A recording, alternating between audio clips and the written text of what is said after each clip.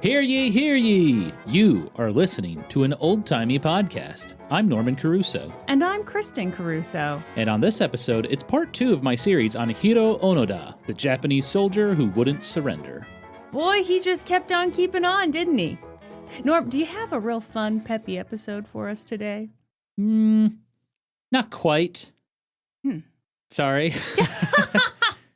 You know, I tells it like it is. Okay. This is the story.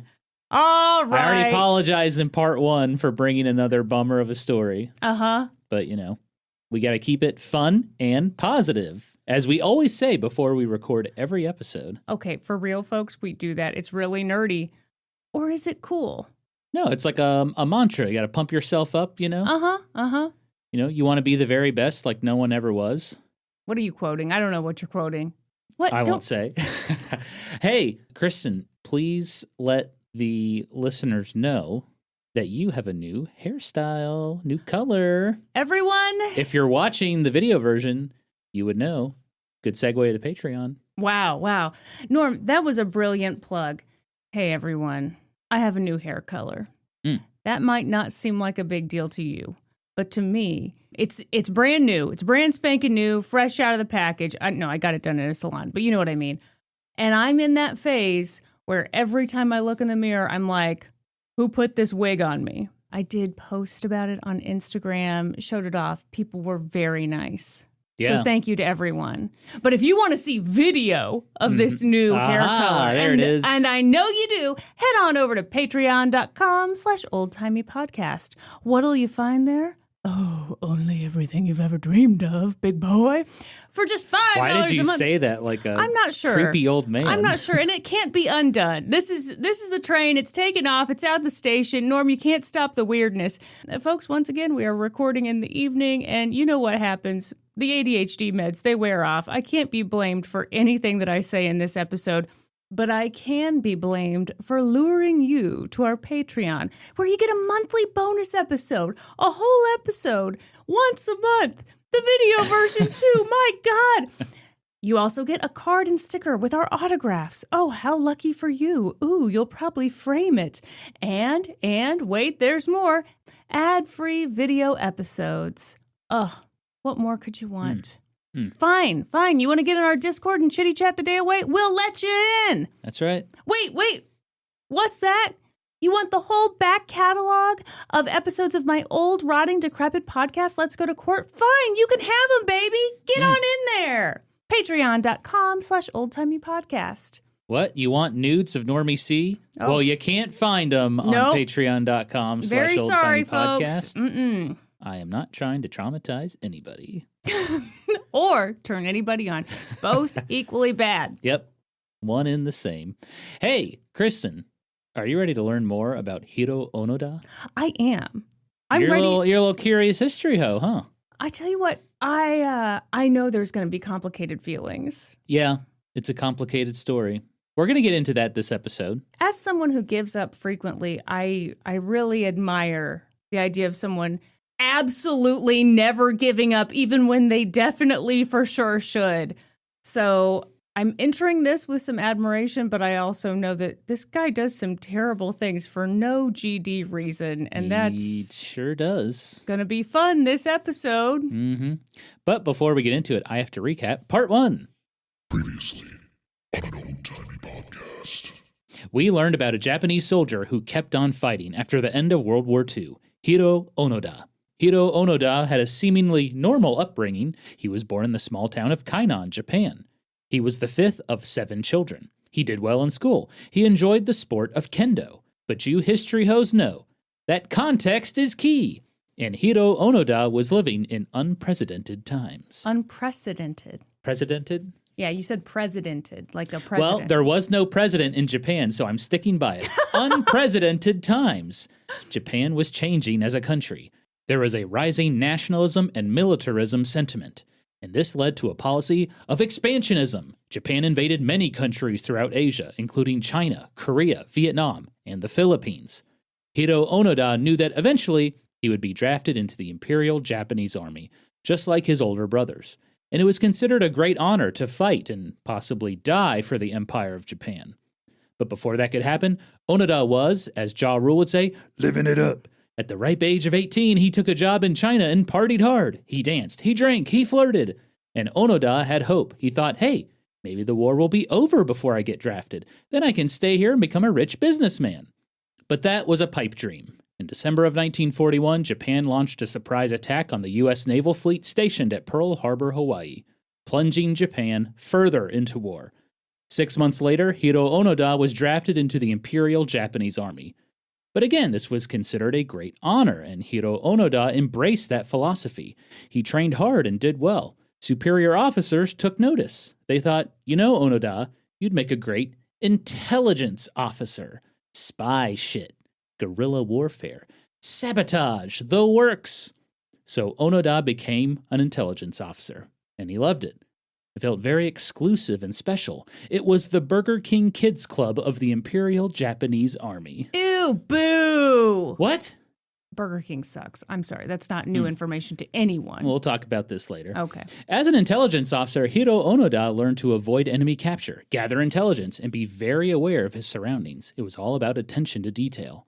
But he was also taught something that went against the norm: stay alive as long as possible. No suicidal bonsai charges or blowing yourself up. Keep fighting, and if captured, feed the enemy bad information. In the winter of 1944, Onoda got his first assignment. He would lead guerrilla warfare against the Americans on the small island of Lubang in the Philippines. Onoda was ready to lead men into battle, but when he got there, he found around 200 demoralized Japanese troops. They were low on food, weapons, and supplies, and they had been cut off from all communication. There was no hope of rescue or relief. Eventually, the American troops arrived, and in 4 days, they had captured Lubang Island. But Hiroo Onoda was alive. He and several other soldiers hid in the dense jungles and mountains of Lubang. For months, they avoided capture, and by September of 1945, many of the American troops left Lubang. Why? Because World War II was over. But Onoda didn't know that. He and his men continued to fight, and that included attacking innocent Filipino civilians. Planes dropped leaflets onto Lubang claiming the war was over, that Onoda and his men should surrender. They could go home and be their own boss. But Onoda didn't believe it. As an intelligence officer, he questioned everything, and these leaflets were clearly a trick by the enemy. World War II was over, but Hiroo Onoda's war was just beginning. And that is where we will pick up our story today. I like what you did there. What did I do? The war was over, but his war was just beginning. That was cute as hell, Norm. Oh, can we talk about the Burger King Kids Club? First of all, I didn't even know that was a thing. What? The Kids Club? Well, I guess if you've never ate at Burger King as a child, you wouldn't know about the Burger King Kids Club. We were a which was proud McDonald's family. Thank you very much. No, the Burger King Kids Club was way cooler than the Happy Meal at McDonald's. You know how I know that's not true? Why? Because no one's heard of it. But we've all heard of the Happy Meal. Okay, well, I will let the history hose absolutely impale you on that take. So, yeah, I'm just going to leave it to them. I do like how much we're supporting these small local businesses on An Old Timey Podcast. We're a small, independent, sexy little podcast, and we really want to give some shout outs to those tiny corporations that only do good. We're just being nostalgic. This isn't about supporting Burger King. Okay. This is about the past, baby. We're an old-timey podcast. Right, because I currently love Taco Bell. I don't care how many times Yeah. they send me to the toilet. I still love them, and I'm always going back, baby. Kristen's order, 2 crunchy taco supremes and a cheesy gordita crunch. And if she's feeling a little spicy that evening, chips and cheese. I never do all 4. Come on now. I'll have to check the order history. Yeah. That's a real desperate day. Okay, let's get into this episode, Kristen. In our last episode, I mentioned that Hiroo Onoda was not alone on Lubang. There were several other Japanese soldiers holding out as well.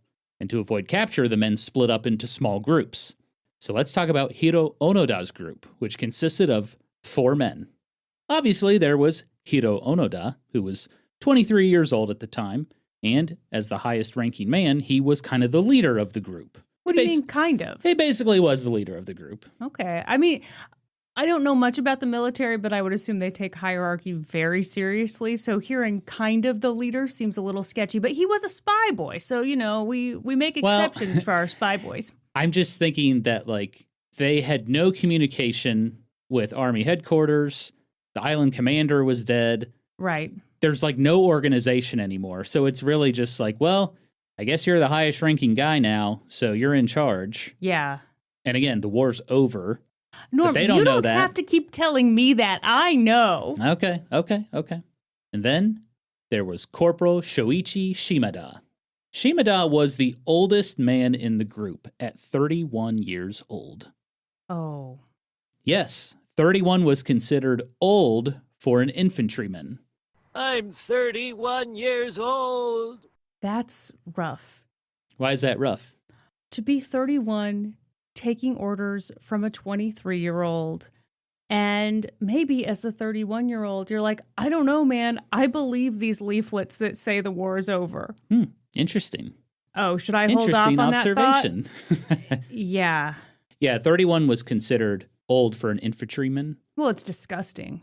What? To be that old. Oh, I didn't say that. It's funny. I guess it's not funny, just an observation. Saving Private Ryan is like one of my favorite movies of all time. I know, Right. very cliche. White guy likes Saving Private Ryan. Okay, whatever. Anyway, You seem a little defensive. a little Norm. defensive. I think it's a great film. Tom Hanks plays a captain of an Army Ranger unit. Tom Hanks was like 42 years old when they filmed that, and there's just no way an Army Ranger captain would be 42 years old in combat. How old would they be? I mean, I feel like 31 would be around be the max. Absolute top. Yeah. Okay. It's like in the high school teen movies when they put like a 30-year-old as like a high school senior, and it's Yes. very obvious they Yes. are not in high school.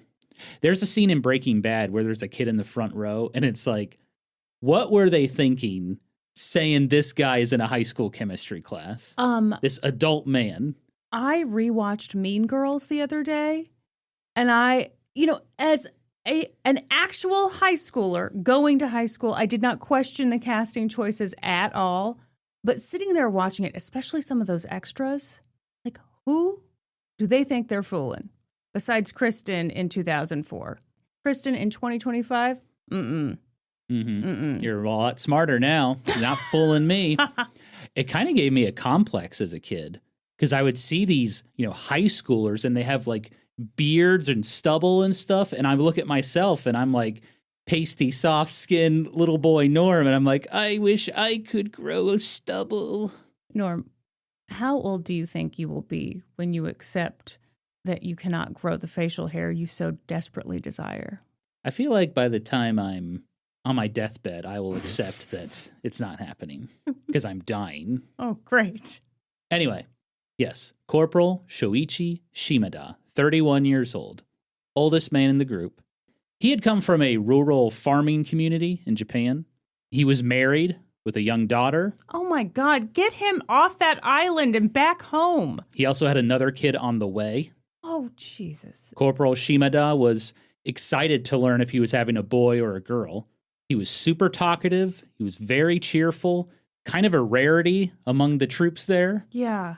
Very positive guy. But don't let the kindness fool you, Kristen. Corporal Shoichi Shimada was an excellent marksman. He was the best shooter of them all. In fact, he had won Army medals for his skills. Also in the group was Private First Class Kinshichi Kozuka, aged 24.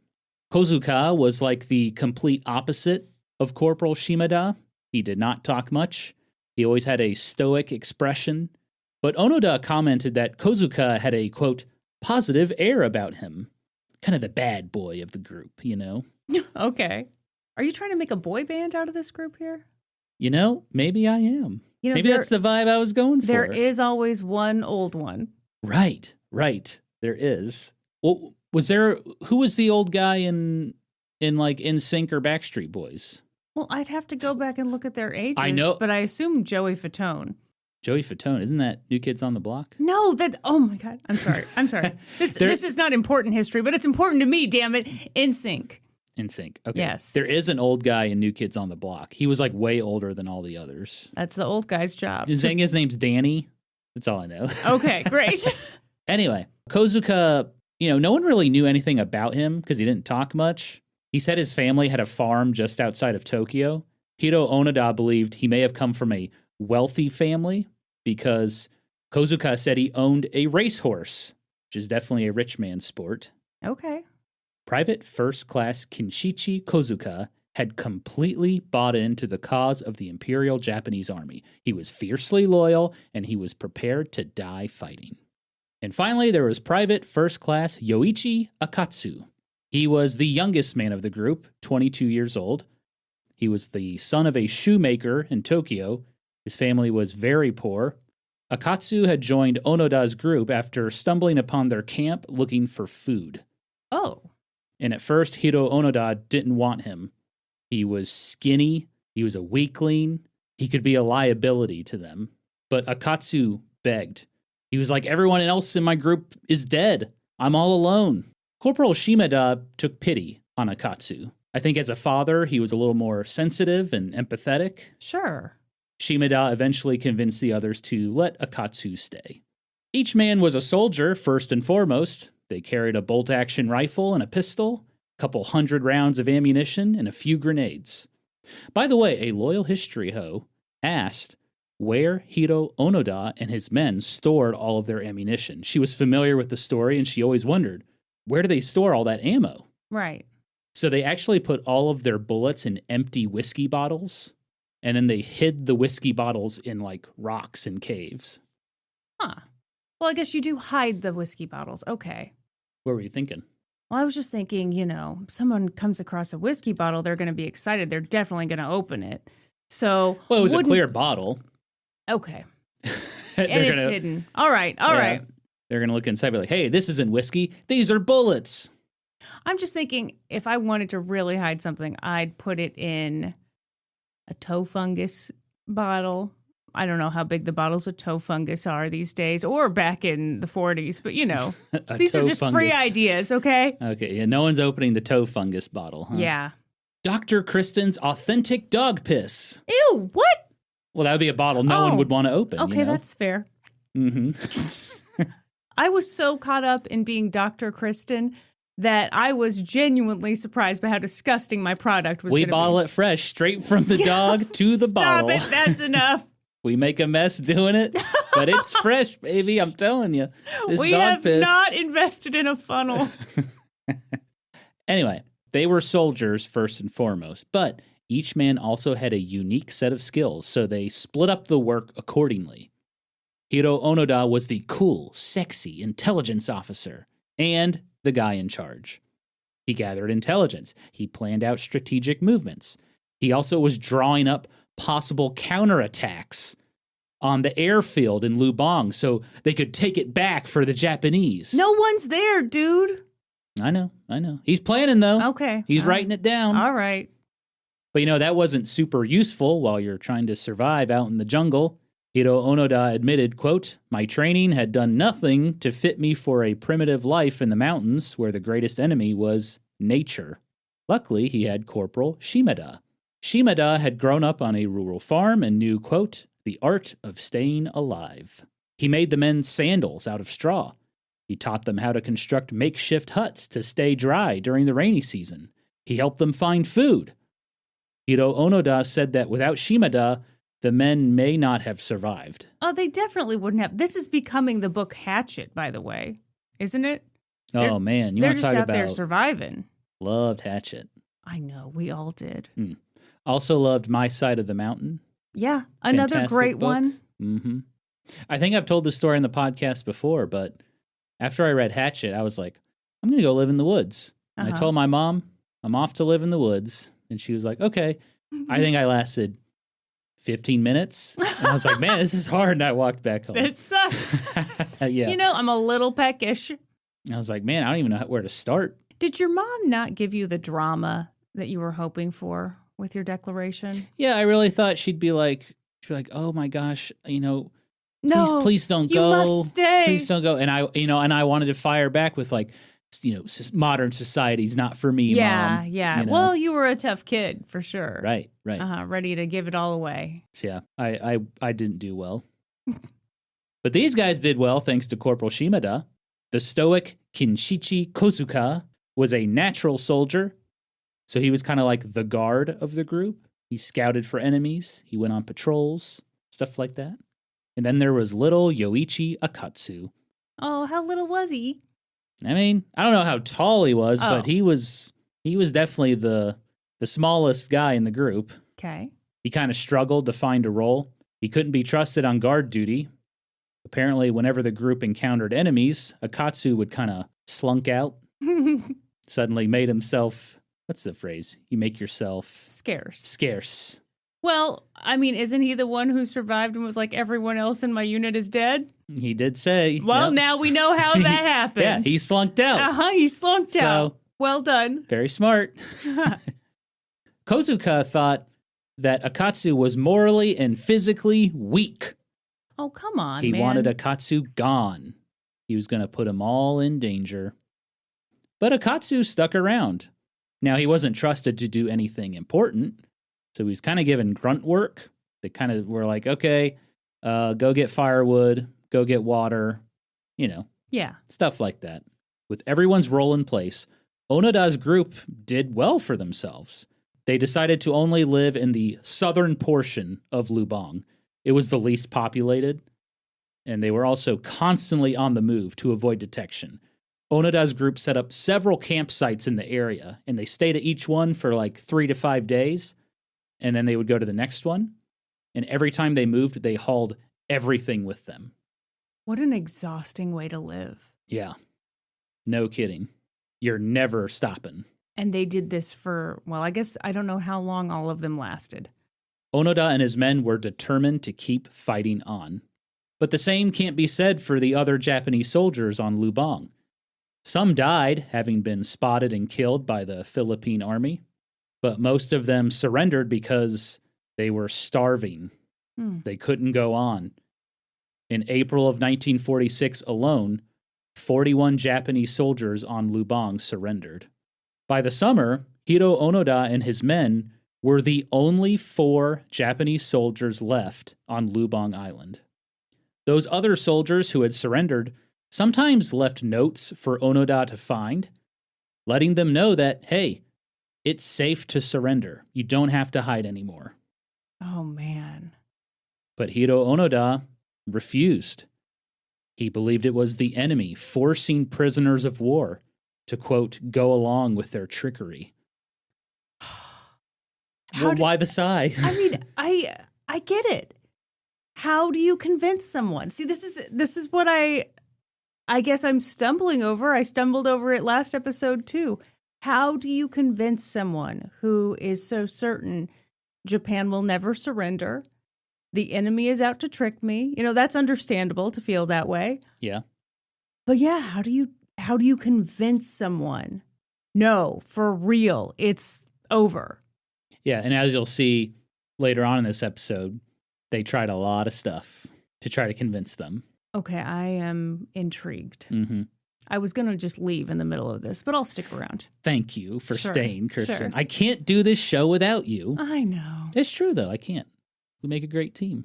Oh, how cute. We're like Bonnie and Clyde. We're like the Bonnie and Clyde of podcasting. They committed crimes, Norm. We're committing crimes, too. This show should be illegal. It's so good. Oh. What do you think of that? I think you're completely right. So, yeah, those other soldiers left him notes, and he was like, nope, not surrendering. The fiercely loyal Kozuka agreed with Onoda. He was like, yep, that's definitely a trap. Not going to surrender. But Corporal Shimada and the little Akatsu, they were kind of like, maybe the war is over. Yeah. I mean, why would our fellow soldiers leave us notes like that?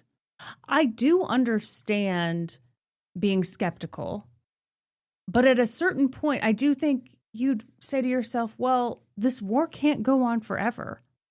It makes sense that it would end eventually. Why not now? Is it so crazy to think that it ended now? Well, we'll get into that later. Okay. But there was a belief among the Japanese people that this war ends with either Japan is victorious or total annihilation of Japan. Oh, so it was kind of an all or nothing. Breathing. If we are still here, the war is still going on. Okay. So yeah, Shimada and Akatsu were like, maybe the war's over? Kozuka lashed out at them. How dare you question our leader, Lieutenant Onoda? He's an intelligence officer. He knows more about this stuff than anyone. We are here to fight until the very end. Oh my God, this snot-nosed kid. Eventually, Shimada and Akatsu sheepishly agreed. Peer pressure, I guess.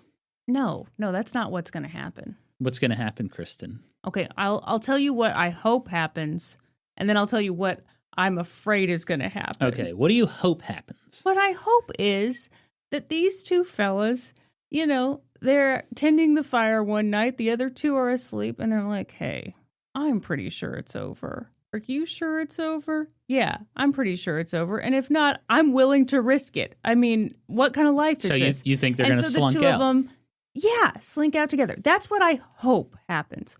What I fear will happen is that the hero of this story is going to catch wind of this plan. He's going to sniff it out, and he's going to shoot these dudes for being disloyal. Ah, I see. It's funny when you said they slink out, I imagined them rolling down the hill like a slinky. They slink out. And they're like, I hope we're right about this, but either way, we're having fun. You should see us go downstairs. I could never make a slinky go down very many stairs. It was the best. Don't rub it in. So satisfying. Also, couldn't really hula hoop much. These are my sad stories. Kristen, if there's one thing this series will teach you, it's never give up. No, I think this dude should have given up. So I'm but learning the didn't. opposite. For the next several years, Hiroo Onoda and his men went through a trial by fire. They learned to live off the land. They ate bananas, iguanas, water buffalo, wild boars. What's water buffalo? It's, how can I describe a water buffalo?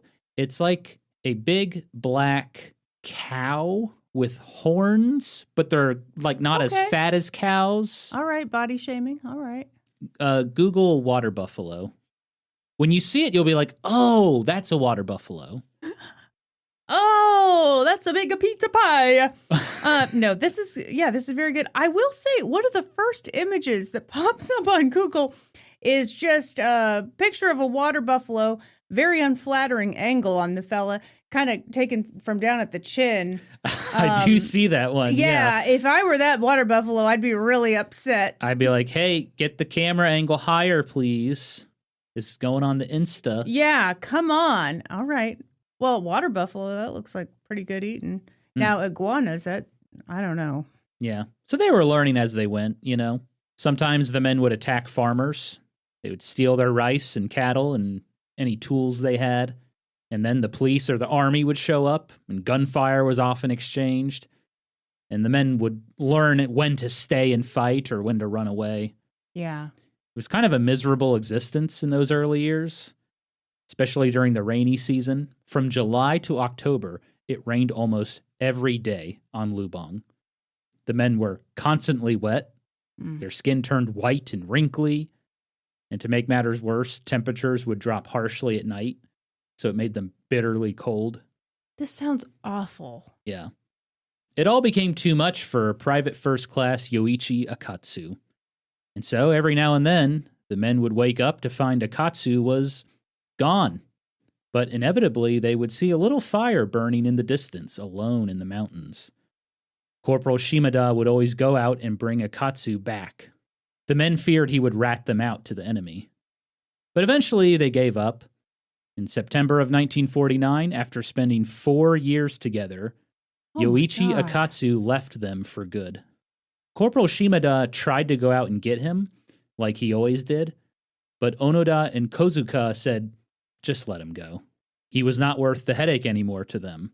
They assumed he would surrender and probably even squeal about their location. But Onoda later learned, to his surprise, that Yoichi Akatsu had survived on his own for 6 months before finally surrendering to the Philippine army. And sure enough, he did talk. Mm-hmm. In 1950, Onoda and his men found a note written by Yoichi Akatsu. It encouraged them to surrender. It read in part, "When I surrendered, the Philippine troops greeted me as a friend. Soon a plane was circling above their head, tracking their movement. That had never happened before."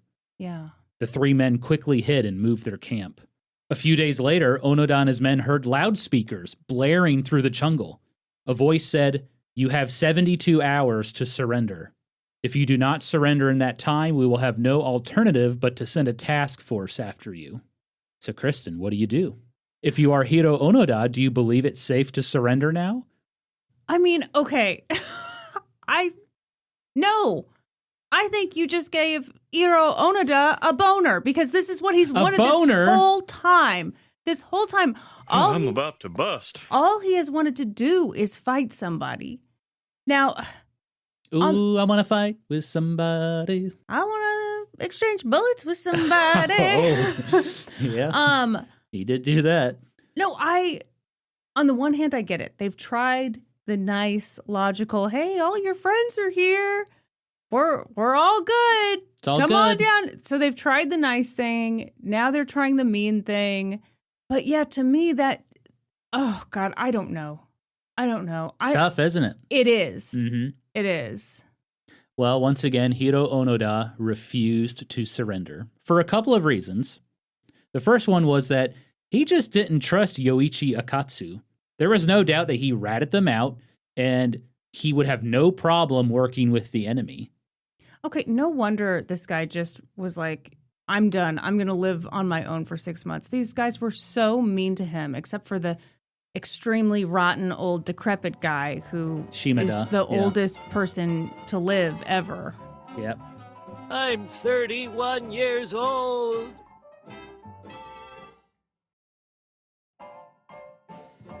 So yeah, he didn't trust Yoichi Akatsu, so anything he said, he was like, sure, well, I don't believe you. But Onoda said that the other clue was that over the loudspeaker, they heard that voice that said they had 72 hours to surrender. Mm-hmm. And Onoda said that was really strange verbiage because if the Japanese were looking for them, they would have just said 3 days. Like 72 hours was not a phrase in Japan. Okay. That was a very American thing to say. Oh, no. Oh, that's good logic. So Onoda was like, this is a trick. Yeah. This is the Americans. They're trying to capture us. Oh, no. And so they ignored it. 3 days later, or as we say here in the US of A, 72 hours later, the supposed enemy kept their promise. A group of 6 Filipino soldiers slowly walked through the jungle, guns drawn, looking for Onoda, Kozuka, and Shimada. From a distance, it looked like Yoichi Akatsu was leading the soldiers. He was pointing out all of their campsites. Onoda and his men withdrew, and they evaded capture. Now the searches for the men were becoming more frequent. Akatsu had gone back to Japan and talked to just about everybody about what was going on at Lubang. The search parties were much bigger now, too. Sometimes there were 50 to 100 people looking for Onoda and his men. Oh, my God. Planes circled above. Loudspeakers blared. Did they get their mothers? This is your mother. Well, that's This my is your next mama. idea, Norm. You're laughing, but that's my next idea. Get everybody's mom on the horn and have Young man, if you don't come down from this mountain right now. in 72 hours, and he's like, I know that's not my mom. Oh, man, I should have never called my mom a bitch all those years ago. Now my mom's working for the enemy. Now she's working for the Americans. So yeah, all these people are looking for them, but Onoda and his men, they knew the terrain very well now. Yeah, they knew it too well. So they were just moving around all over the place, and when anyone got too close, they just shot at them. Oh. But, you know, by far the most common tactic to get Onoda to surrender were those leaflets. Planes just kept dropping leaflets, and they got more and more convincing. One time, the leaflets contained letters and photos from each man's family. Okay, yes. Onoda found a letter from his older brother, Toshio. Toshio wrote that he wasn't in the army anymore because the war was over. Their parents were alive and doing well, and he pleaded that Hiroo give himself up. Please come home. Onoda was shocked by the letter. It seemed pretty convincing. Kozuka's leaflet contained a photo of his entire family, standing in front of what appeared to be a brand new home, and he brushed it off as a fake. He said, "That's not our house." In reality, Kozuka's family's house had been destroyed during the war by one of the many American bombing runs, so his family had built a new home after the war ended. Why hadn't they explained that? Okay. You know, maybe in the moment it's just not something you think about. You think, oh, well, he'll see this, he'll get this photo of us. Right. You don't know what's going to look sketchy. Well, also, I don't know, was it a shot of the entire house? Was it just like a porch? And he's like, that's not my porch. That's not my house. Right. And, you know, when you're taking the photo and you send it, maybe that's not something you think about. Right. That, like, this guy is going to question everything. Yeah, you don't think of him as so paranoid. Right. Right. You're thinking, oh, he just needs to know that everything's good. Exactly. But by far the most powerful leaflet was reserved for Corporal Shoichi Shimada, because inside was a photo of his wife and his kids, including a newborn. And Shimada didn't have to wonder about the gender anymore. It was a baby girl. Well, it couldn't have been a newborn, right? Haven't they been out there for like 4 years? Yeah, I guess it was a toddler. Shimada's eyes welled with tears as he stared at the photo in silence. But despite those letters and photos, Hiroo Onoda was still not convinced. He said, quote, "The Yankees have outdone themselves this time." No. At this point in my research, Kristen, I began questioning Hiroo Onoda. Okay, I've got a theory too. Okay, I'm gonna go over mine. All right. How could you look at those letters and photos and still think this was a trick of the enemy? Why would they spend all of these resources for 3 soldiers on Lubang? That is an excellent point. Why would the enemy give that much of a fuck about you? Right. Now, I can see your family doing this. Of course. But and your the country, American Army? Hopefully your country, yeah. Yeah. But the American Army? Hell no. No. So tell me your thoughts. You said you had a theory too. Okay. And this sucks, but I think we've all been there where we have done or said something. We stuck to our guns. Everybody said we were wrong, but we were like, nope, I'm sticking to it. Mm-hmm. And at a certain point, it doesn't matter how good the argument on the other side is. It would be embarrassing. Doesn't want to admit he's wrong. Yes. And this guy... Denial. I'm sorry. Wait, do you have a soundbite for that? Sounds like someone's struggling for power. Yes. Kind of, yeah. I really do think so. I think it's too much for this guy. The idea that he stayed out there for years, lived a miserable existence for no reason. It's almost easier to keep doing it than admit that. Right. Oof. In his book, he tried to justify. Yeah, of course. Yeah, this is why I didn't believe it. But man, the more I read, the more I was like, dude, come on. Yeah. Come on. Yeah. We're not stupid here. Come on, buddy. We're a little stupid here. Maybe a little stupid. But Kristen, believe it or not, that was not the end of it. The story of Onoda, Kozuka, and Shimada hiding out in Lubang, it was making headlines in Japan. Sure. And soon Japanese newspaper reporters started showing up in Lubang to get the scoop. They went out looking for these men. Oh my God. And when they couldn't find them, the reporters often left Japanese newspapers in the jungle for Onoda to find. Yeah. And Onoda eventually found them. He had not read a newspaper in 7 years. And there were stories about how Japan was working with the Philippine government to ensure Onoda and his men were not harmed, which was true. Onoda thought, well, this is clearly fake news written by the Americans. Why would Japan be working with the Philippines? The Philippines are on the American side, and the Americans are not peaceful. They are barbarians. They will kill us all. We will not be safe if we're captured. Oh, God. Let me finish. Okay. And then Hiroo Onoda noticed in the newspaper a schedule for upcoming radio programs, including news and entertainment. And Onoda found that odd because in his mind, well, the Japanese government was in charge of all the radio programming. There was no schedule, and there certainly wasn't entertainment programming.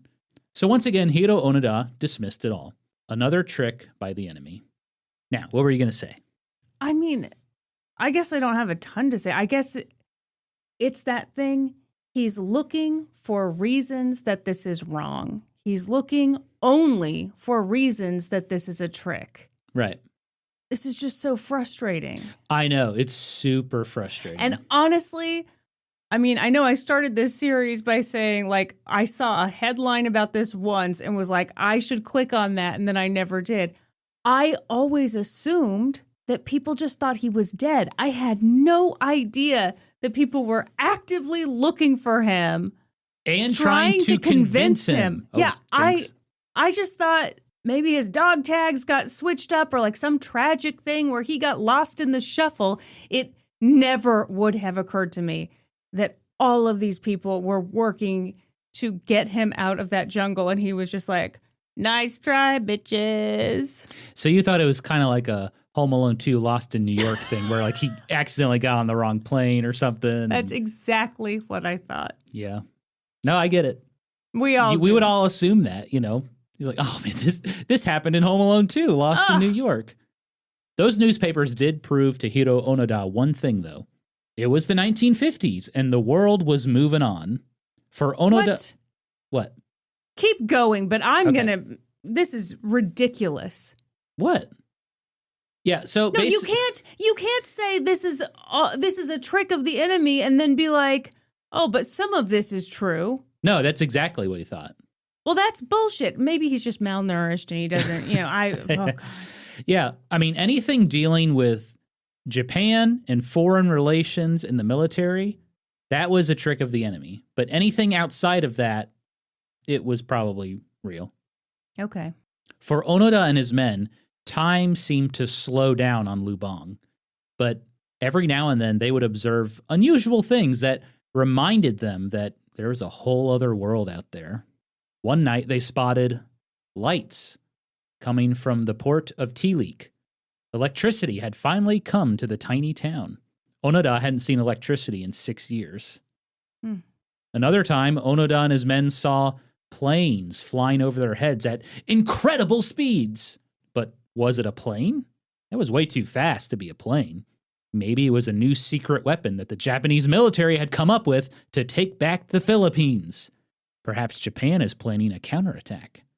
In reality, they were not planes. They were American fighter jets carrying out missions during the Korean War.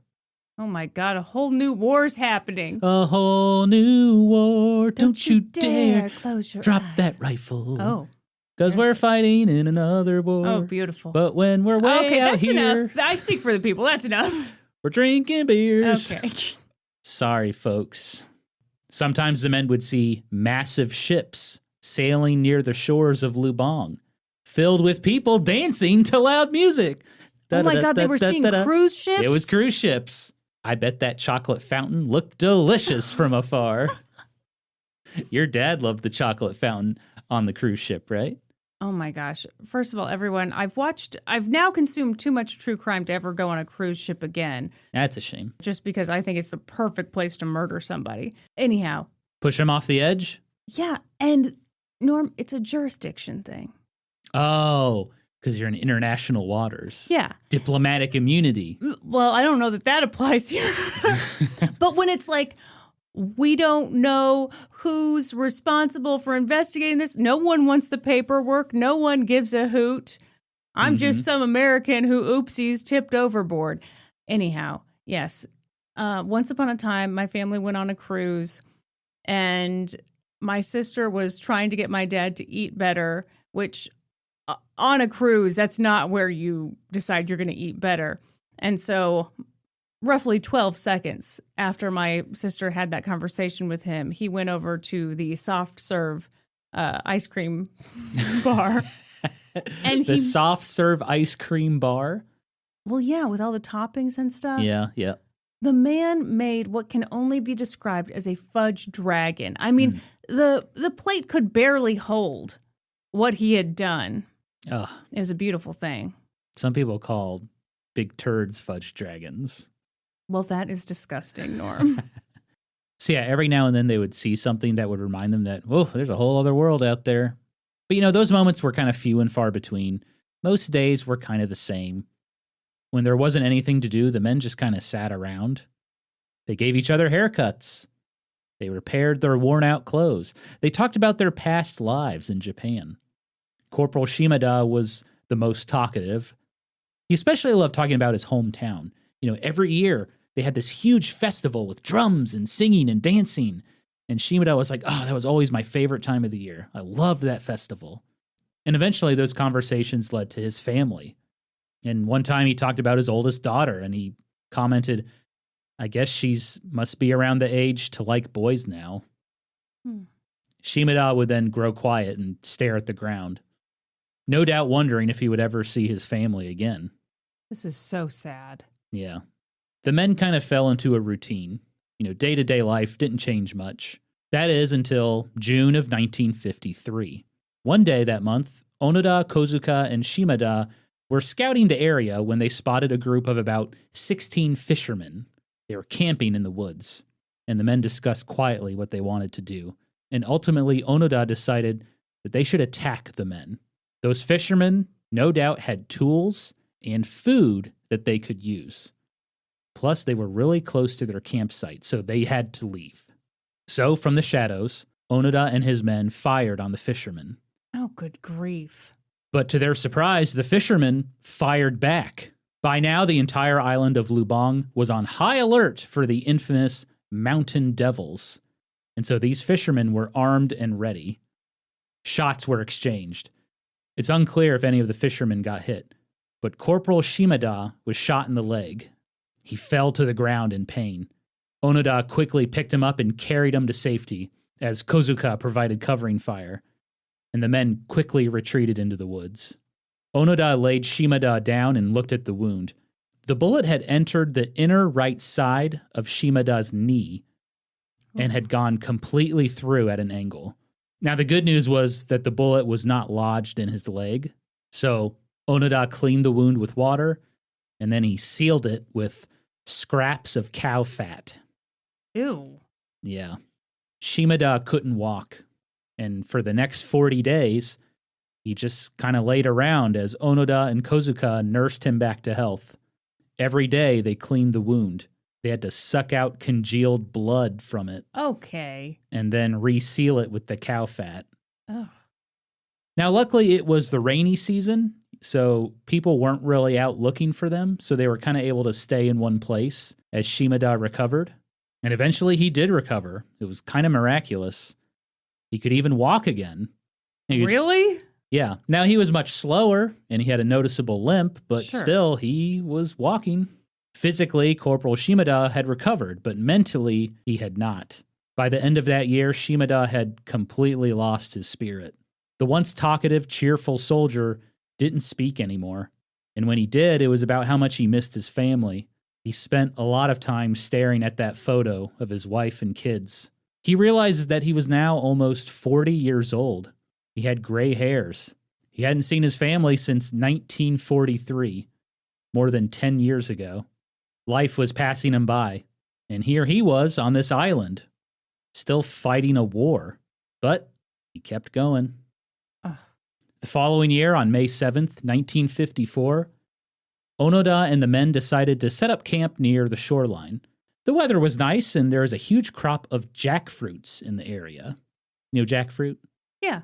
You see it a lot as a meat substitute. Yeah. Yeah, because it has like a meat-like texture, I guess.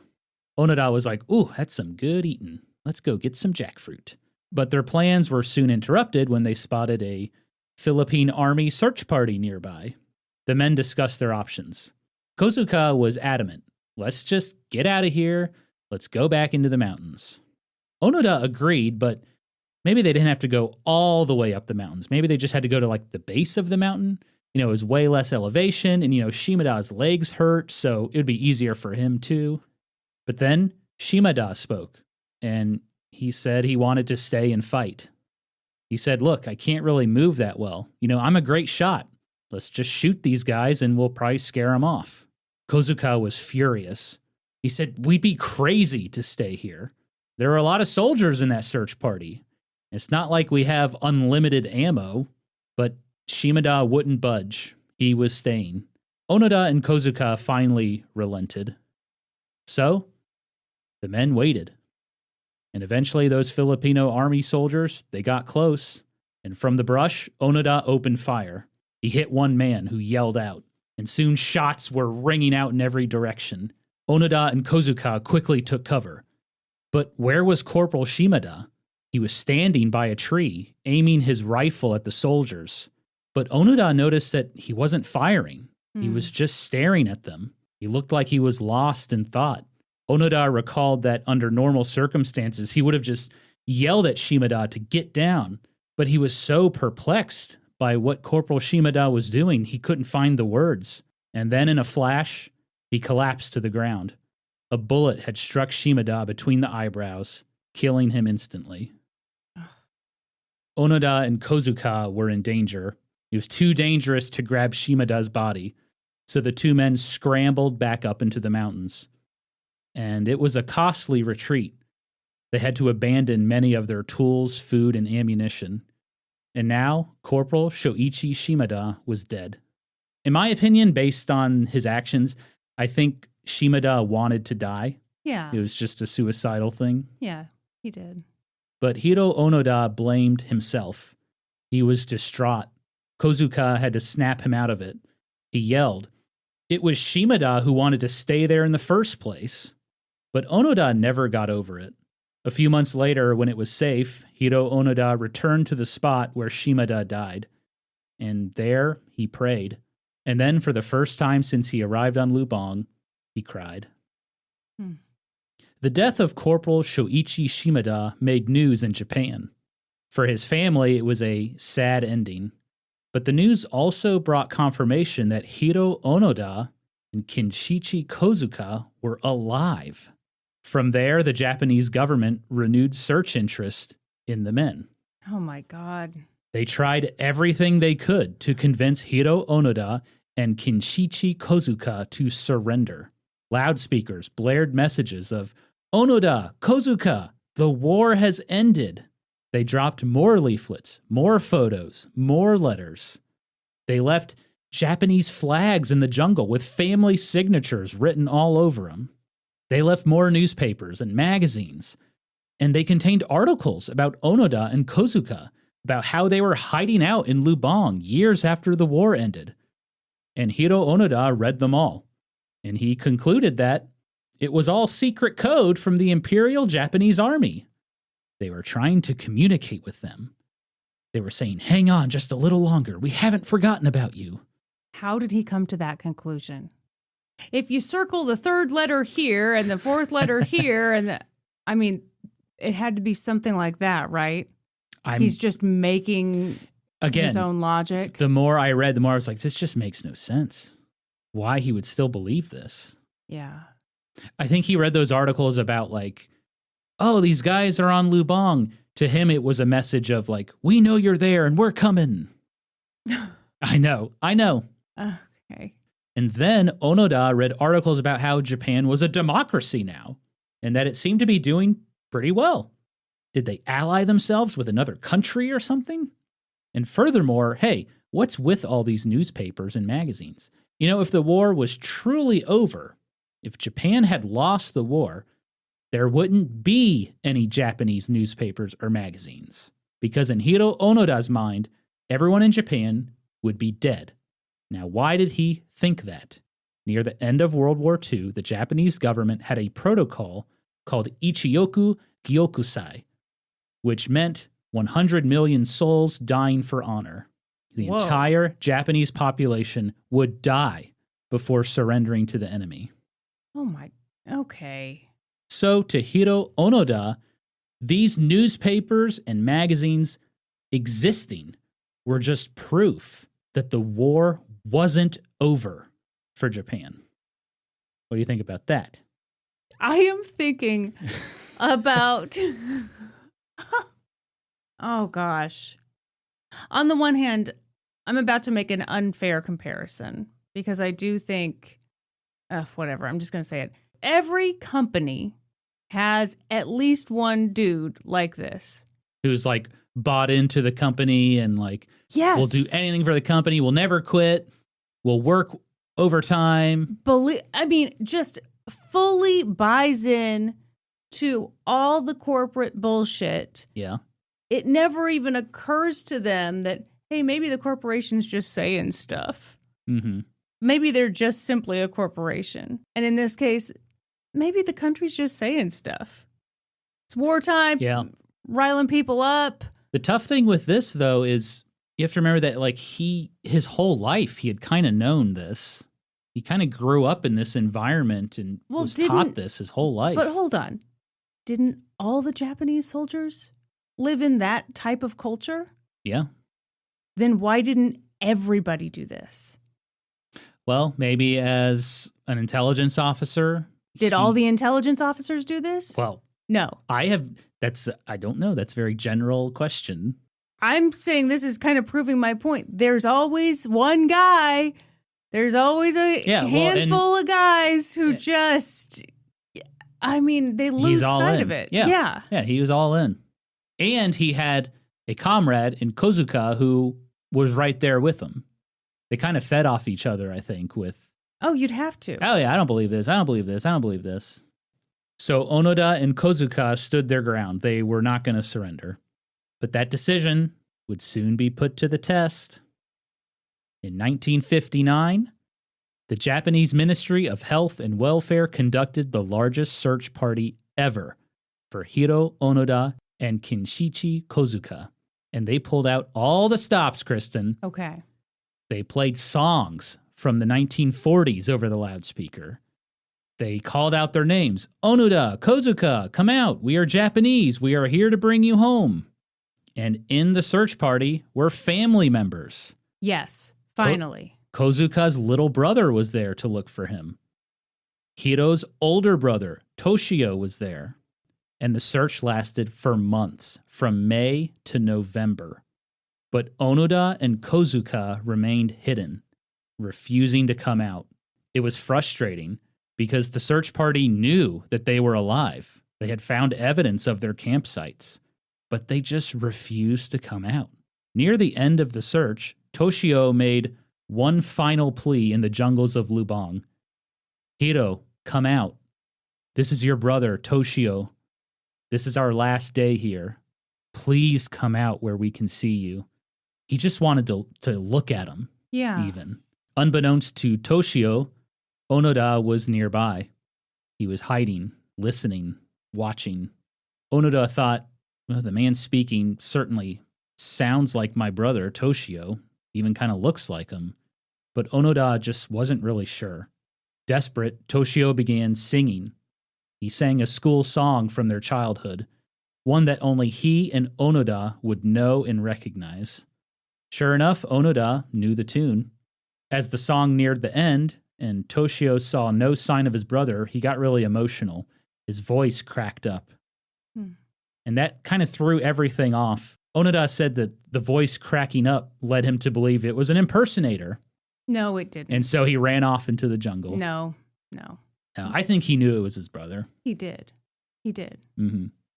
I think at a certain point, you've been so isolated that it's scary to come out. Exactly. And it becomes embarrassing. Yep. I've already mentioned the thing of once you've dug your heels in, it can be hard to admit I was wrong.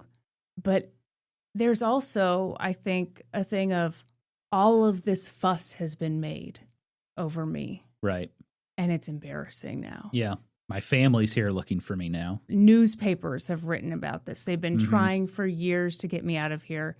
And I've been wrong this whole time. All of these tactics, the letters, the photos, the signed flags, the newspapers, the magazines, family members doing karaoke in the jungle, it seems like overwhelming evidence that, hey, the war's over. You don't have to hide anymore. Come out. It's safe. It is overwhelming evidence. And honestly, I'm surprised that it took this long for family members to come do this. I think many presumed he was dead. Okay. And then the news reports of Shimada dying also confirmed there were That two makes a other good guys, point. and they were Okay. like, oh, and that's why renewed interest happened in searching for them.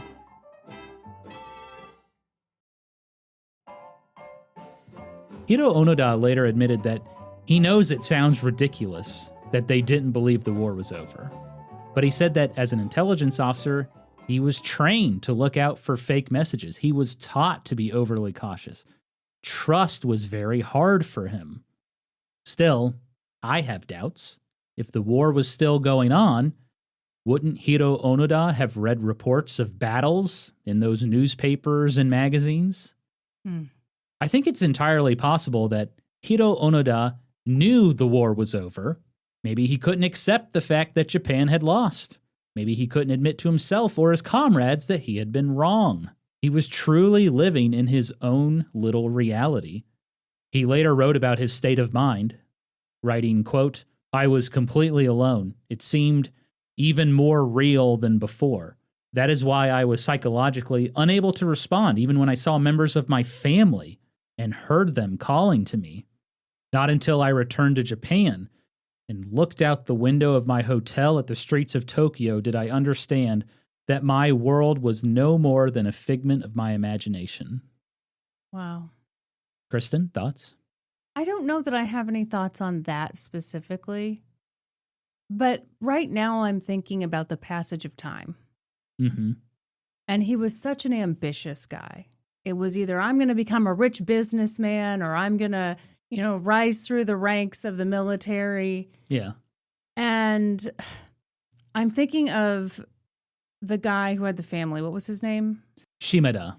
Yeah, Shimada. I'm thinking about him and his decision, in my view, to die by suicide, essentially. Mm-hmm. And I wonder if for him, it was just too sad to accept that I'm in my 40s now. So much time has passed. I cannot re-enter the world. Yeah. That world I was a part of, that I longed for, it's gone. And maybe how hard it would be for my family if I came back. yeah, I mean, I think you lied to yourself. In this, they'd been in this state of paranoia for years. Yeah. Not even staying in one place because they're constantly feeling like they're under attack. Mm-hmm. And so, yeah, I think you would lie to yourself like, well, my family has moved on without me. Right. And I wonder about Hiroo Onoda, if he kind of thought about like, well, if the war really did end when they say it ended, then I have not accomplished anything. This was all for nothing. Yeah. Yeah. And now I'm in my mid-30s and I've accomplished nothing. I don't want to live that way. And so I'm going to keep living in this fantasy. Right. Where I'm like Important. super soldier. And doing something. Right. For Japan. Yeah. Excellent thought, Kristen. Thank you. I have so many good thoughts. No, that was very good. That massive search party left Lubang in November of 1959. The next month, the Japanese Ministry of Health and Warfare officially declared Hiroo Onoda and Kinshichi Kozuka dead. But Hiroo Onoda's family refused to believe it. His mother remembered what Hiroo had told her all those years ago. It's possible that I may be reported dead when I'm not. If you're told I've been killed, don't think too much about it, because I may well show up again after a few years. Well, and the government didn't, I assume the government didn't tell the families, we found their bodies or we killed them. I imagine they just said something like they are presumed dead. Right. We've spent so much time, it's just kind of impossible that they would still be alive. Exactly. And so, yeah, you would think, well, maybe. We can't find them. They are presumed dead officially by the government. Yeah.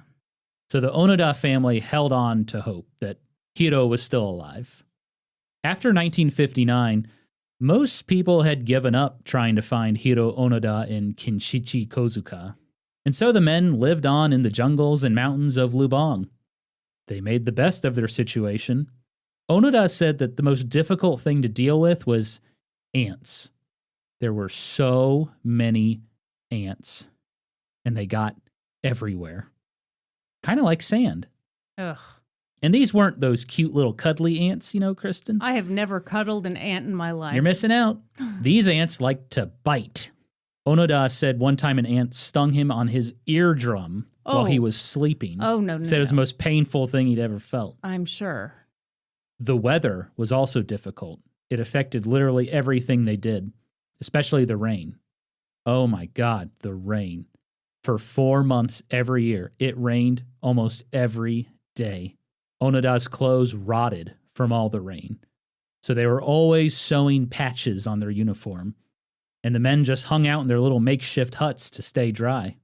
But during the 1960s, Onoda and Kozuka discovered something that changed the rainy season for them. Vinyl plastic. Where'd they find that? They stole it from some civilians. Oh, well, yeah, you'd have to. And they found it incredibly helpful in keeping their stuff dry. It's funny, over the years, the quality of life for people living in Lubang improved. And so in turn, life improved for Hiroo Onoda and Kinshichi Kozuka. Yeah, better stuff to steal. This all makes sense. When it wasn't raining, it was hot. It was so, so hot. It was usually 100 degrees. Oh, my God. Onoda recalled, quote, "If you have to walk 50 yards to get wood for the fire, you feel as though you were in a hot spring bath." January was the coolest month of the year, but even then, temperatures could reach 85 degrees. For food, the men expanded their palate. They came up with recipes. One of them was sliced banana boiled in coconut milk and dried meat. Onoda said it tasted like overcooked sweet potatoes. I can see that.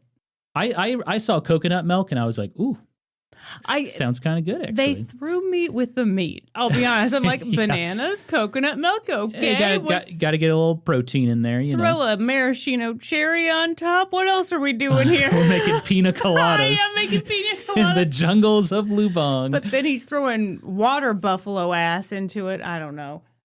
Yeah. Speaking of water buffalo, let's talk about meat. Beef was their go-to meat. Now, they had to steal it from farmers, but one cow could provide 250 slices of smoked beef, and it fed the men for 4 months. But, they tried some other meats too, Kristen. One time they tried horse. Okay. Onoda said it smelled horrible and it didn't taste very good. What did it smell like? He didn't say. Okay. It just smelled bad. Well, all right. Color me curious. Okay. Water buffalo provided a ton of meat, but it just didn't taste very good. The men's favorite food was rice. But again, they had to steal rice to get it. They were also always happy when they were able to steal salt, which Onoda called magic medicine. It made everything taste so much better. It's true. Take note, white folks. Salt. Now, if they renamed salt magic medicine in the grocery store, what do you think? More people might try it? I feel like plenty of people try salt all the time. I don't think salt needs any help. Okay, you're right. Salt's a staple, right? Yes. Now, luckily, the most important thing, water, that was not an issue. Lubang was filled with streams of clear water that you could see all the way down to the bottom. Onoda and Kozuka always boiled their water before drinking it. And Kristen, I'm sure you're dying to know about their bathroom habits. Well, they wiped their booty holes with palm tree leaves. I did not ask, but I am intrigued. I knew you would be. And they always buried their turds to hide the evidence and the smell. Absolutely no one asked. Well, this is my episode, and I'm telling you. Fair enough. Surprisingly, the men rarely got sick. Which, maybe surprisingly isn't the right word. When you're isolated and alone, you're not exposed to any, I'd say it's very stuff. surprising because they're constantly wet. Yeah, I guess that's true. Yeah, I would say the conditions. I think it's more about they were very young men. Relatively, yeah. Well, yeah, when this started for sure.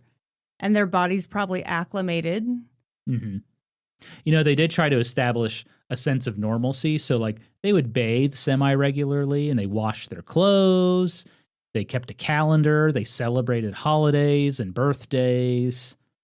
Which, to me, yeah, that's part of the charade. The make-believe. We are in the military. We're not just stuck here. We're not doing nothing. We are in the military. We are doing things. So, of course, we're going to shower. Of course, we're going to add elements of normal life to this. Yeah, get haircuts. Yeah. Mm-hmm. The longer Onoda and Kozuka were out there, the easier it got. Onoda commented, "Life in the jungle was never easy, but so far as food, clothing, and utensils were concerned, it was far easier in the later years than in the first 5 or 10. Oh my God, first 5 or I 10. know. That is the most depressing I thing. know. Now, make no mistake, this was not like Swiss Family Robinson lifestyle. Onoda and Kozuka still believed they were at war, and so they regularly attacked and terrorized people living on Lubang. And they did it in many ways. They would verbally threaten and intimidate people, yelling out, "Don't think you're safe because there's only 2 of us." They interrupted farming by burning crops in rice harvest piles or shooting cattle. They kidnapped people and interrogated them for information. They shot at construction crews building radio towers in the mountains. When he was later asked why they attacked villagers, Onoda said they believed the villagers were the enemy. He said, quote, "Since the islanders were aiding the enemy task forces that came to look for us, we considered them enemies too." Did they rape any women? Never read anything about that in my research. I guess it would always be his word, huh? Mm-hmm. Okay. Yeah, sadly, a lot of the stories from the people of Lubang have mostly been forgotten. Would not shock me, honestly. It would shock me if it didn't happen. Allegedly. I'm just saying his story is coming from him. Yep. And kidnapping villagers, doing terrible things. I don't know. I'm just saying it wouldn't surprise me. Yeah, it wouldn't surprise me either. Yeah. Honestly. Onoda said their attacks on civilians was to, quote, "enlarge the territory under our control and keep out all enemy trespassers." The men certainly earned their nickname of Mountain Devils. Civilians on Lubang lived in fear. Family members warned each other, "Don't wander too far from the farm or you'll be shot." One farmer, Fernando Poblete, recalled finding a man dead in his field. His throat had been cut. Another time, they found a man laying in the river, shot in the legs. He had been running away from Onoda and Kozuka. Oh, my God. Poblete said, quote, "Onoda is the cause of our misery."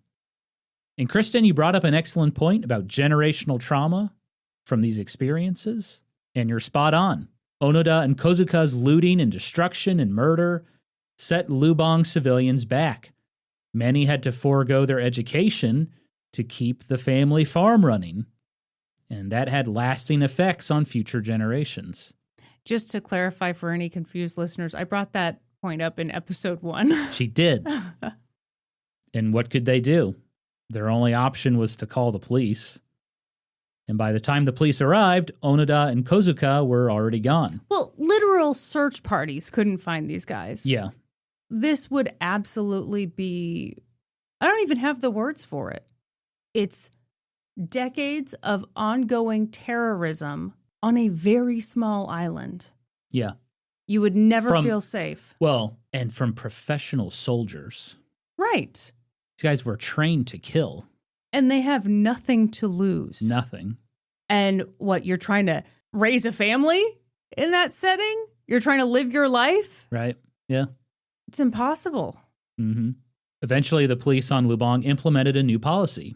If they spotted those Japanese soldiers, shoot them on sight. Hell yes. Enough was enough. Yes. Meanwhile, Onoda and Kozuka continued to steal from villagers and attack villagers. In 1965, they found some men working at a remote cabin. They fired a few shots and the men ran off. Inside the cabin, Onoda and Kozuka found a bunch of stuff. Socks, trousers, shirts, and a radio. It even had spare batteries. Oh, I bet they're going to put those batteries in and find out that the enemy's trying to trick them through the radio. I bet they're going to turn on the radio and they're going to hear bananas in pajamas are coming down the stairs. Why would they hear that? And they're going to be like, what the hell is this? And they're going to turn it off. And that's going to be sad because they're going to miss out on a great program. Mm. The two men were overjoyed to find the radio. You know, maybe they could pick up secret signals from the Imperial Japanese Army. Back at camp, the two men huddled around the radio. They turned the volume down to stay quiet. And they listened to news programs. They listened to music. They listened to sports. Okay, hold on. Oh. I have discovered the way to get this guy out. How? I think, and of course they couldn't have known how nutty he'd gotten over the years, but you kind of have to assume that he's gotten a little nutty. Uh-huh. So you lean into it. And you, instead of leaving these pamphlets that say things like, hey, great news, the war is over, you can come out now, you instead leave messages that do have codes in them. Codes that are fairly easy to break, but still you have coded messages. Mm-hmm. And you say something like, great job, buddy. The war is definitely on. You're not an idiot. Keep going, except we've got a special mission for you. We're going to need you at this location at this time on this day, you know. Get on this cruise ship. Yes. Order the fudge dragon. Get on the boat, the banana boat. Yeah. But don't you think that's the only way that it would happen? I mean, clearly they eventually got the guy out, so I don't know what they did. But to me, that's the way you'd have to do it, is to lean into it. To make him think that he's not wrong and have a code in some message that looks like it's something else. Have him feel like a genius for figuring it out when it's just pig Latin or something. I don't know. Mm-hmm. I'm not a cryptologist. Anyhow. Well, here's the other thing. No one knew why he wasn't surrendering or why he wasn't coming out of hiding. Okay, but no, that can't be true. What about the little fella? The little fella was with them for several years. Oh, that's right. Yeah, good point. Well, you'll find out how they get him out eventually, because... Norm, am I kind of right? Kind of. Ha! You're kind of right. Ding! Do we have a sound effect for me being right? There we go. Or how about this? Because it so rarely happens. Oh, wow. Well, boy, what a mix of emotions. I do love that soundbite, but I hate the insult. To be fair, I did start out talking in this episode about how I think this guy's kind of cool, and now I think he can kick rocks. Because of all the horrible things he did. Yeah. Yeah. And also, I think he's kind of... Kind of what? I mean, I hate to say it, but I think he's kind of dumb now. And I realize that's rude. I also called him a maybe rapist. And that's, much ruder, obviously. Yeah. But, I mean, that's just... What? No, it's a fair thing to assume when they're committing all these other horrible crimes. And they feel justified. Right. You know what? That's another reason to stay in the woods. You've done horrible things. If you accept this to be true, if you accept that the war has ended, then you have to face the fact that you've done horrible things to innocent civilians. Mm-hmm. That would be really hard to face. Are you saying he feared being, put on trial? No, not necessarily put on trial. I'm thinking more internally. You just had to live with it? Yeah. And, you might fear some consequences, sure. Mm-hmm. But then it's about more than just pride and I really believe this, but it becomes not, oh, I'm doing something that I have justified because we're at war and these people are helping the enemy, but instead I did horrible things to innocent civilians when we were absolutely not at war. Yeah. Yeah. Another fair take. This episode's really getting you thinking, Kristen. It's true. Maybe these evening recordings are doing wonders for you. No, I hate them. You like an early morning recording, huh? Oh, I hate that. Boy, I'm a picky little thing, aren't I? Yeah, when are we recording Afternoon. exactly? Okay, 2 p.m.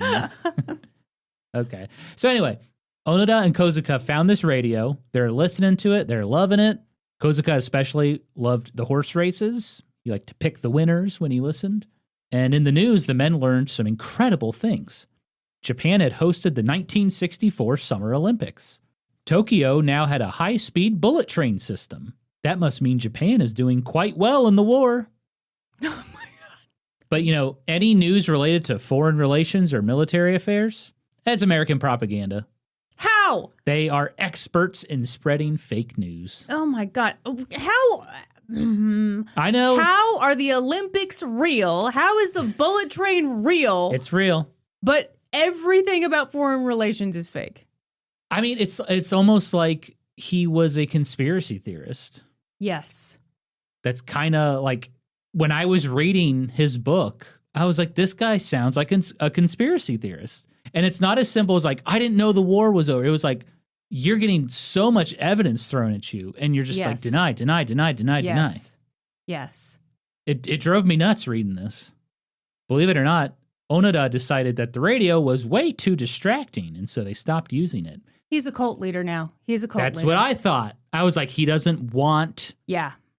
Kozuka to get convinced. Mm-hmm. Yep. That's exactly what I thought, Kristen. Yeah. Hiroo Onoda and Kinshichi Kozuka were uncommonly alone. They lived in isolation, cut off from the world. So naturally, they had a special bond. I mean, you'd have to. This is your family now. Yeah. Kozuka respected Onoda's judgment and leadership. Onoda respected Kozuka's spirit and bravery. But their relationship wasn't all sunshine and rainbows. The men sometimes bickered and fought, and Kozuka's loyalty and respect for Onoda were tested. Let me take that again. I just bit my tongue. I could see it. I saw it happen. Are you okay? Yep. We've had a lot of injuries on An Old Timey Podcast today. Folks, I don't mean to drag you down with a sad, true tale. Oh, yeah. You burned yourself. I burned the mess out of my neck with a curling iron. What am I, 16 years old? That's the last time I did that. Anyway, here, for the folks on the video version, send thoughts and prayers, please. This is the Can you see sacrifice. it? This is what we put our bodies through to record a podcast for you all. In a way, we are at war with our dumb self. Can you see the burn? Yeah, it's red. It'd be hilarious if the folks on the video version were like, we don't even see it, you dramatic lady. Joe, you've got the color filters in Adobe Premiere. Go ahead and make Kristen's neck so red. Could you Photoshop just Photoshop my head fully off? Yeah, and put some tears in my eyes as well. Want some real emotion showing. Sure. So yeah, Kozuka's loyalty and respect for Onoda were tested. So one time, Hiroo Onoda was building a new hut with some metal roofing that they found on a farm. And it was going to be a sweet hut, Kristen. That metal roof would make it very waterproof for the rainy season. But it was tough because that metal roof weighed a lot. So Onoda struggled to find a vine that could support the weight of the roof. Eventually, he found one that was good enough. Okay. Hopefully it would hold up. Kozuka looked at the structure and he scoffed. He remarked, "You shouldn't do things halfway. Oh. You need a stronger vine than that. Why didn't you just look until you found one?" Oh, no. This couple is 15 years into their marriage. They know too much about each other. It's not about the vine. There's something else. Hiroo Onoda was like, "Hey, man, I'm tired, and, that vine's fine for now." Kozuka silently walked off. He returned a few hours later carrying a strong vine. Oh, my God. And then he installed it. Oh, no. Oh, shit. Hiroo Onoda was furious. He could not believe the insubordination, the disrespect. It was almost like what they were doing out there wasn't even real. The two men gave each other the silent treatment. And then finally, later that evening, Kozuka blurted out, "From now on, I'll lead the way." Oh, shit. Onoda snapped back, "Hey, I outrank you. Oh my I'm God. responsible for the war on this island. And, The reality is, I don't even need you to carry out the mission. Oh, honey. Kozuka got furious. He said, keep it to yourself. I'm fed up with your sermons. Yeah, and you would be. Onoda replied, I'm not preaching. I'm stating facts. Oh, my God. Oh, I hate that line. That's so obnoxious. Oh, that is so obnoxious. Well, that just set Kozuka off. He picked up rocks and started pelting Onoda with them. Are you okay? I was not expecting that. Kozuka lost it. He yelled, I'm not an idiot. I know who's on my side and who isn't. You didn't listen to me, so you're not on my side. You are an enemy. Oh, my God. Oh, my God. Do not shoot your only friend in the world. Those long, hard years of living in isolation were taking a toll on the men. They went back and forth for a while, bickering, until eventually they just stared at each other in silence. And then finally, Kozuka broke the silence. He said, Lieutenant, you lead the way. And with that, the fight was over. Onoda said that those moments were rare, but every time it happened, he felt closer to Kinshichi Kozuka. We call that a trauma bond, dude. Let's take a vacation. Let's just get out of here. Let's get on that cruise ship. Next cruise ship we find. We're swimming out to it. Let's go. It was now 1970. Dear God. Second Lieutenant Hiroo Onoda was 48 years old. No. Oh, my. Private First Class Kinshichi Kozuka was 49 years old. Hold on. They have spent more of their lives in that jungle fighting a fake war. Yes. Than they had leading up to it. Yes. It's all they know. More than half their life was on Lubang. Oh, my. Their war continued on, and it would continue on until the Imperial Japanese Army came back to Lubang to rescue them. Onoda and Kozuka were in this together. That is, until they weren't. On October 19th, 1972, the two men came down from the mountains to wreak havoc. It was rice harvesting season, and they wanted to burn some rice piles. As they approached a farm, they fired warning shots, scattering a few civilians. And then they started setting fire to the piles. But unbeknownst to them, it was a trap. Good. I'm so glad someone's trapping these fuckers. The Lubang police were waiting. Shots rang out. A bullet ripped through Kozuka's body. Onoda quickly hit the deck. Kozuka sobbed, "It's my chest."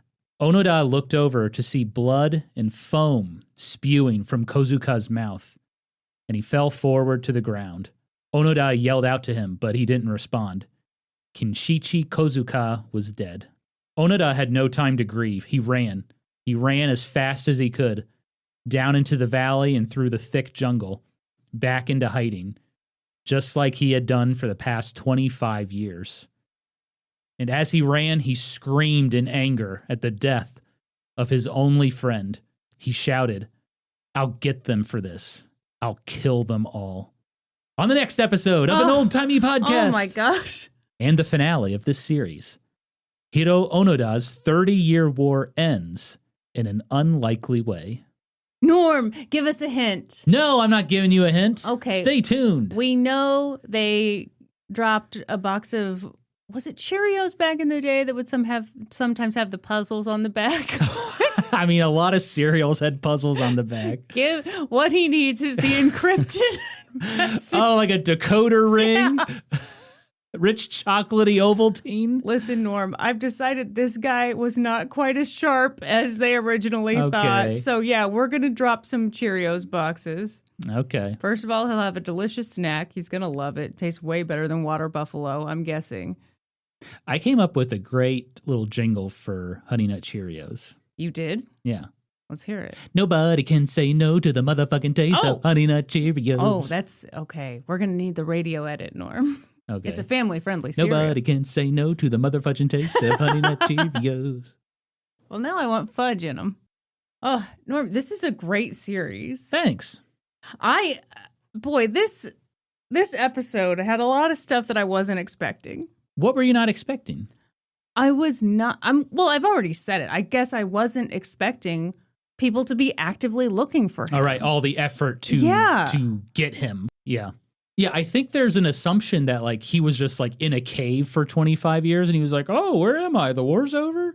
But no, he like people were actively looking for him, like found evidence of him. He was attacking villagers. I mean, it was a whole thing. Well, and the dynamics of his group. Yeah. That's fascinating to me. Yes, that's what interested me the most. Were the other people in his group. Because again, my assumption was he was alone for 30 years or whatever. But no, he was with people most of the time. Yeah. Yeah. Oh, my God. I bet you're wondering how he gets rescued. I am. It's pretty interesting. Okay, hang on. I want to make some guesses. Oh, gosh. Okay. Okay, so you've said a little code would do it. Okay, I've come up with something. What's that? It's a trap, but I'm guessing this is the type of fella who needs someone to lead. He needs to be leading someone. So what if he feels like he can recruit someone? Am I onto something? Recruit someone for what? To be part of his army of one. He wants to make it an army of two. I'm way off, aren't I? Yeah, that's not what happened. Okay, well, I'll stop with this. Yeah. You'll just have to listen to part 3. I suppose I will. Mm-hmm. Kristen, you got any post-episode shenanigans for us? I do, actually. Some crazy stuff? What do you got? Norm, I just wanted to read a couple reviews. Oh, we haven't done this in a while. We haven't done it in a while. And just so you all know, we are a small independent podcast. And sexy. Oh, don't you dare forget it. Well, you did. I did, which is terrible, unforgivable. But if you will forgive us, we'd appreciate it. And if you would give us a 5-star rating, we would appreciate that too, and a nice little review. It really helps us out. It really does. And now I would like to read to you a really upsetting review. Oh, boy. Okay. It is 5 stars. Well, that's not upsetting. Sure. Username is Imjustool. Okay. Title of the review is Kristen and Norm are hilarious. Okay. This is sounding great so Sounding far. wonderful. The body of the review reads, best coverage of dinner party ever. Dinner party is an unfortunate typo. Is it too soon to laugh at that unfortunate typo? No, it's not. I found it really funny. Also very offensive. Dinner party. How dare you? Just stool. But thank you for your review. And we know what you meant. You know, in my bowling league, I told another bowler that we were covering the Donner Party. Uh-huh. And she said, oh, growing up, my family always told the joke of going to a restaurant and saying Donner Party of 12 or something. Oh, yeah. And I was like, ooh, kind of dark. Kind of dark. Kind of dark. And then she proceeded to kick my ass in bowling. Wow, that's even worse. That's even worse. And you know, all of these other reviews, they didn't have any autocorrect issues. So then it's just bragging if I read those out loud. But we do thank you all for your kind ratings and reviews. Yeah, thank you so much. It is very, very helpful for us. We're climbing the charts, baby. And also thank you to everyone who has told Norm that Raisinets are disgusting and should never be promoted on our podcast. Yeah, someone thought when you said that my candies match my name, they thought that was very funny. And I was like, what's so funny about Norm, that? it's the truest thing anyone's ever said. But Raisinets aren't. Raisinets are an old man's candy. Are they really? No young people are picking up Raisinets. I have noticed Costco no longer sells chocolate-covered raisins. Yeah, because all the people buying them died off. Well, I want them, and I have not seen them in Costco for a long time, and I just need to know, are they coming back? Like, They're is there not a coming raisin back. shortage, or No, what's going there's no on? shortage. It's a shortage of interest, Norm. Lack of interest? You were the only one buying those. They're Folks, so good. Folks, can you imagine owning a tub, like a Costco tub of chocolate-covered raisins? That was Norm's life for a while. Just constantly eating disgusting chocolate-covered raisins. Playing video games, snacking on my Oh my. Costco chocolate-covered raisins. It They're was so quite good. a life. If anyone wants to send me chocolate-covered raisins, we do have a P.O. box. Those won't hold up in the mail. Yeah, they will. No. Well, you know what? Whatever. It's not like it's going to ruin the taste. Do whatever you want, Norm. Should we wrap this up? Let's wrap it up. Norm, you know what they say about history, hoes. We always cite our sources. That's right. For this episode, I got my information from the book, No Surrender, My 30-Year War by Hiroo Onoda, and the BBC article, Onoda, the man who hid in the jungle for 30 years, and other sources. Check the show notes. That's all for this episode. Thank you for listening to An Old Timey Podcast. Please give us a 5-star review wherever you listen to podcasts, and while you're at it, subscribe. Support us on Patreon at patreon.com/oldtimeypodcast. Join the Reddit community, r/oldtimeypodcast. We got a request for a Jack the Ripper series, and I thought, ooh, that'd be pretty good. I've been thinking about that. Okay. Follow us on Facebook and YouTube and Instagram at Old Timey Podcast. You can also follow us individually on Instagram. She is the burned but beautiful Kristen Pitts Caruso, and I go by Gaming Historian. And until next time, toodaloo, ta-ta, and cheerio. Bye-bye. Bye.